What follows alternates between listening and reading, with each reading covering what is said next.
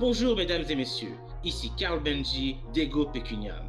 J'ai la chance d'avoir deux très grands invités, Olivier Denshake, notre régulier de l'émission, et bien sûr, nous avons en exclusivité Louis-Philippe Clairoux, conseiller en sécurité financière. Mesdames et messieurs, bienvenue dans la version longue de Affaire ou ne pas faire.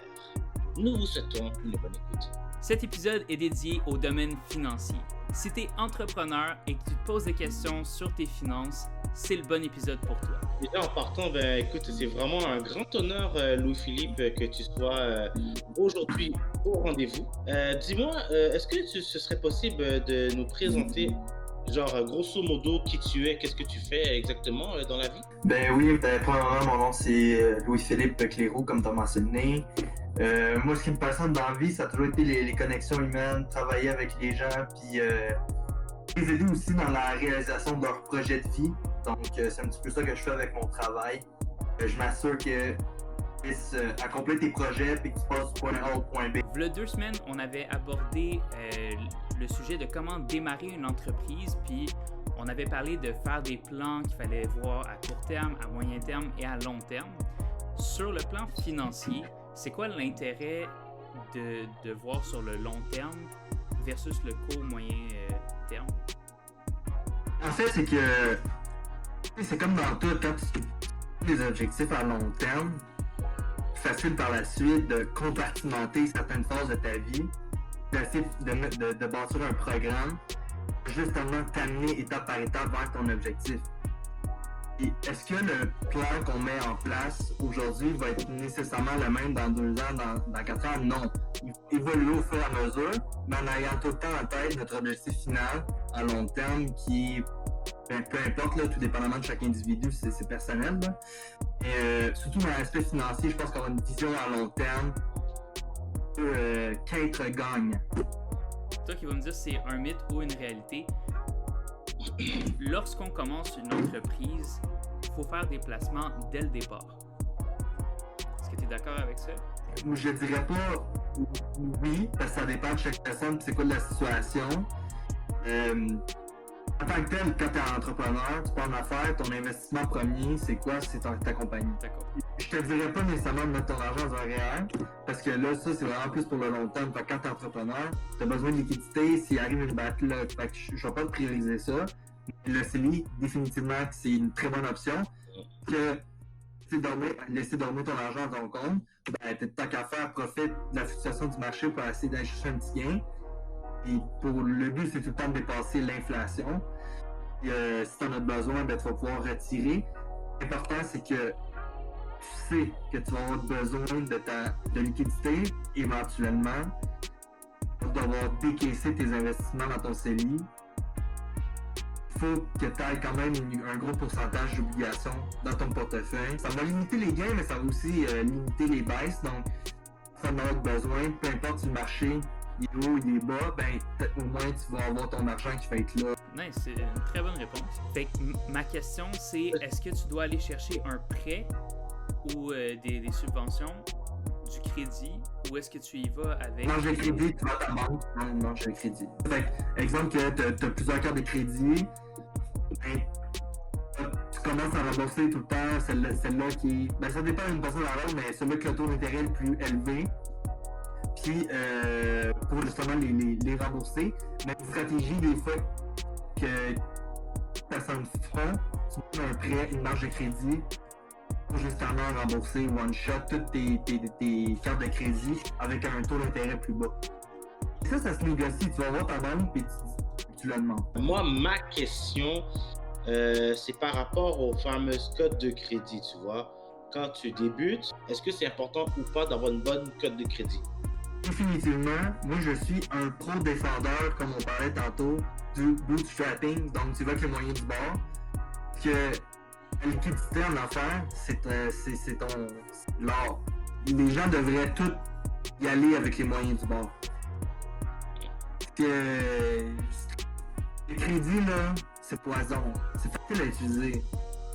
Dis-toi que quand tu payes du crédit, pour % d'intérêt, pour toi, le meilleur investissement à faire, rembourser ton 19% d'intérêt parce que essaye de faire du 19% de rendement année après année.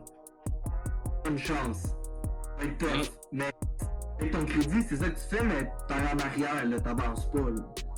Tu sais, ton crédit est vraiment important. Il y en a des entrepreneurs qui vont dire ok, ouais, mais j'aimerais ça aussi commencer à investir dans mon CELI. Parce que mentalement, ça les motive. Ok, fine. Peut-être que tu serais mieux, je te dis tout de suite, de rembourser ton crédit parce que je te le dis, tu ne feras pas du 19% d'intérêt avec tes placements dans un CELI, garanti, mais le fait de commencer jeune à investir, le petit miracle, c'est les intérêts composés. Donc, des fois, partir, ok, gars, tu veux mettre 200$ par mois, on va mettre 100$ pour tes dettes, puis 100$ pour ton volet investissement, ça va te motiver. Tu vois ton rendement au début, là, tout le monde, sans exception, première année, là, tu vois tes investissements, puis là, t'as fait genre 10$, puis t'es comme, c'est de la merde, puis là, tu retires tout ton argent, puis t'arrêtes d'investir. Mais, faut que tu sois patient, tu fais pas de l'argent du jour au lendemain. Le meilleur ami pour faire fructifier ton argent, c'est le temps. Le meilleur investissement que tu peux faire, c'est rembourser ton crédit. Donc, vous comprenez, mesdames et messieurs, c'est pas bon de prêter tout de suite. Allez au moyen du bord. Puis si vous avez des dettes, graduellement, payez-le. Parce que c'est ça que vous allez trouver dans le 2e niveau, 3e niveau. Vous allez être barré comparé à la compétition.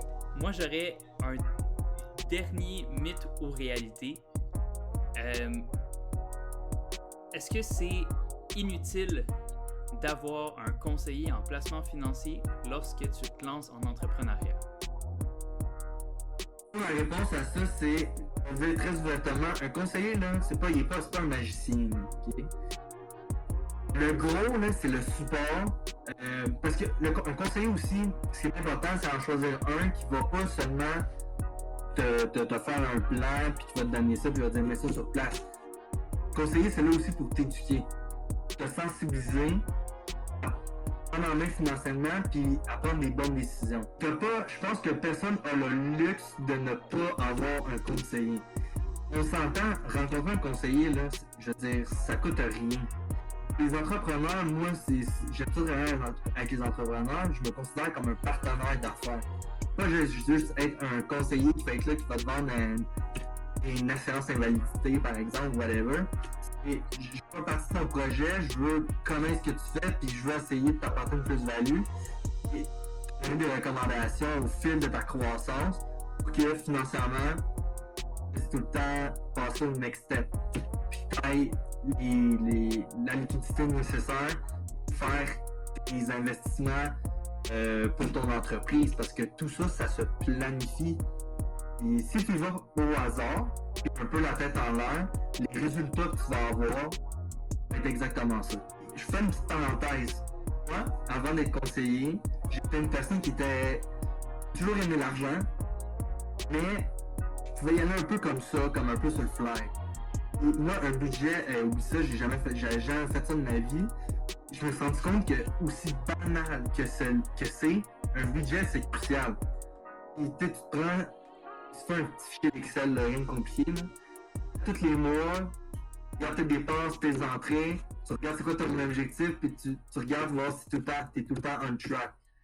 Parce que c'est en ayant un suivi de près de tes dépenses, tu vas arriver à tes objectifs, parce que le but ultime, c'est toujours de quoi? De maximiser ta valeur nette.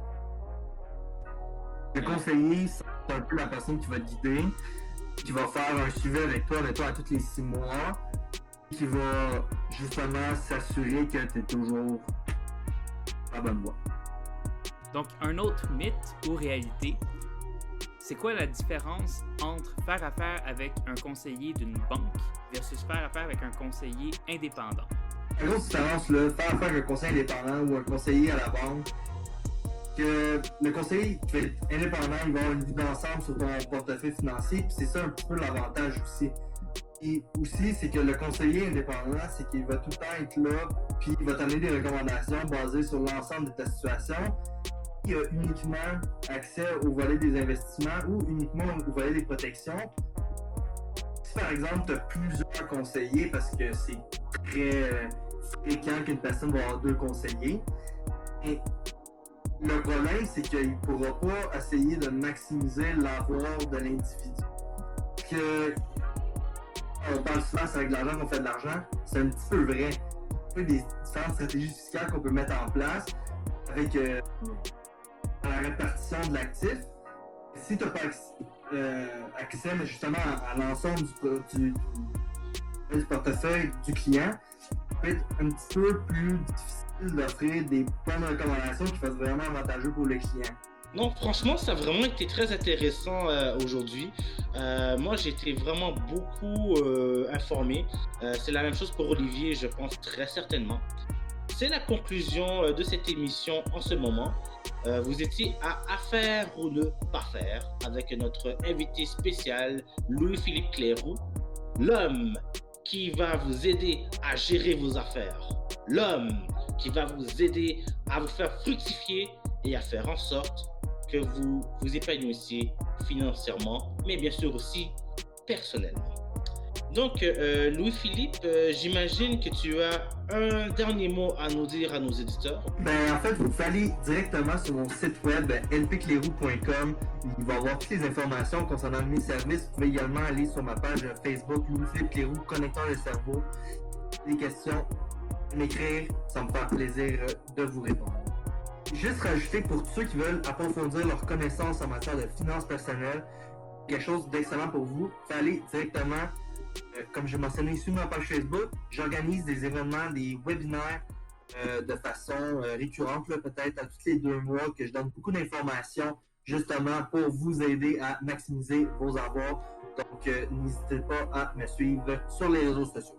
Donc, merci à toi si tu t'es rendu jusqu'ici dans la vidéo. T'écoutais présentement la version longue disponible sur la chaîne Handshake Solutions.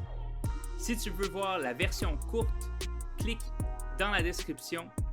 Ça va t'emmener sur la chaîne d'Ego Pecuniam TV. Donc, oublie pas de liker, commenter, partager, mettre la cloche. Je sais que ça fait pas mal d'affaires, mais ça nous aide. N'oubliez pas surtout d'aller vous abonner à la page de Louis-Philippe et d'utiliser le hashtag l'argent-parlons-en pour toutes vos questions, commentaires concernant l'argent, les finances. Comme ça, Louis-Philippe va pouvoir vous aider personnellement.